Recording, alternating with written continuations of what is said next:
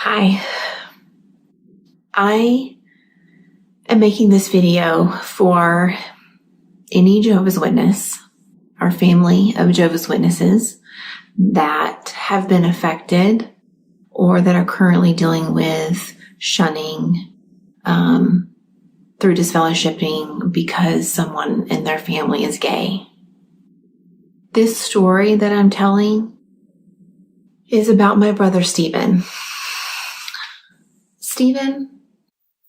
Stephen and I were from infancy raised one of Jehovah's Witnesses. It was our whole life. One of our family members is Stephen Lett. He is one of Jehovah's Witnesses governing body members.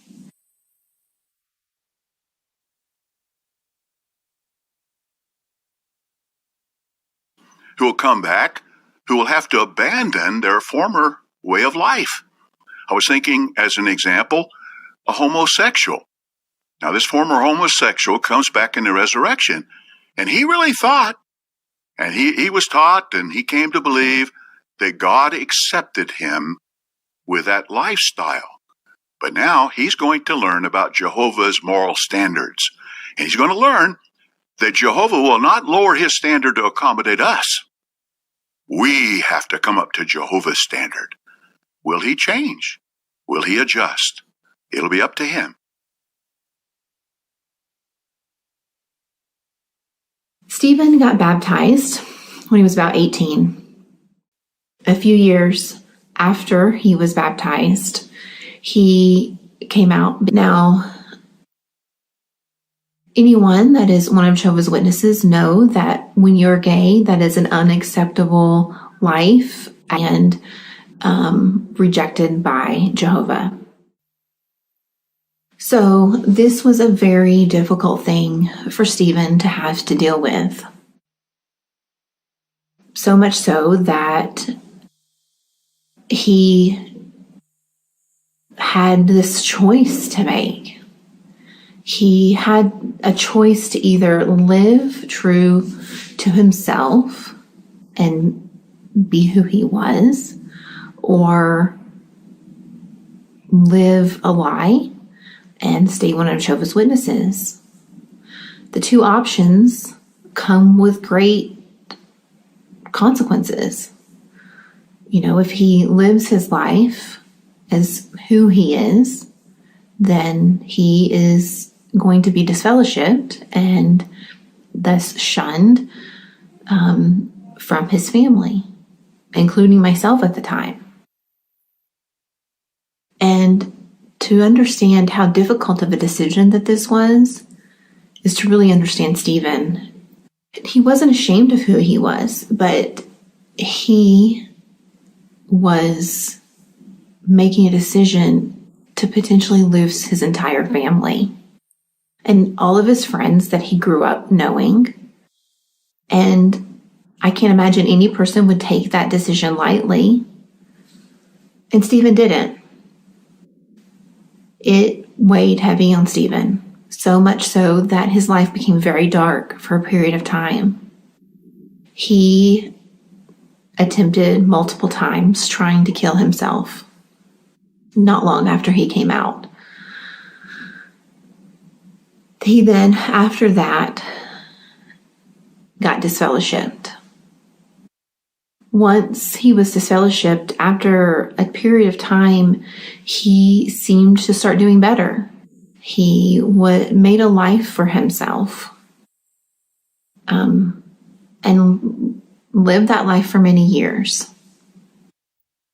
But unfortunately, January of 2020, Stephen took his own life because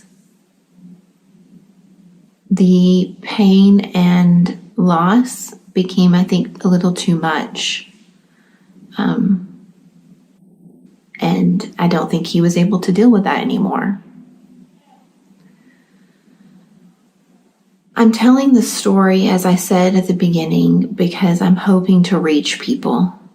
Anyone that is currently dealing with this, anyone that knows of someone dealing with this, please do not take this lightly. Please put thought into shunning.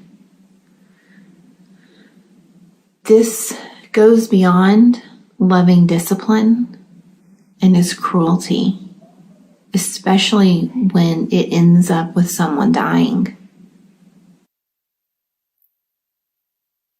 I want people to understand that if you're going through this currently or have, that you're not alone. I wish Stephen could have felt that and seen that. I want to develop a community that shows that they're not alone. I want to address why I'm doing this, why I'm making this video. It is not out of revenge. I am not mad at anyone. I love my family dearly and my friends, and I know this will affect you. But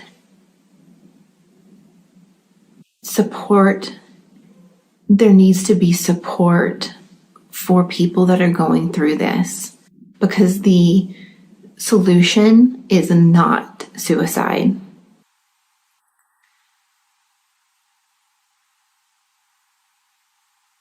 I hope that if I can reach one person that can see through the other side of this and see that there is support out there for them and it saves a life, then the potential of what I'm losing,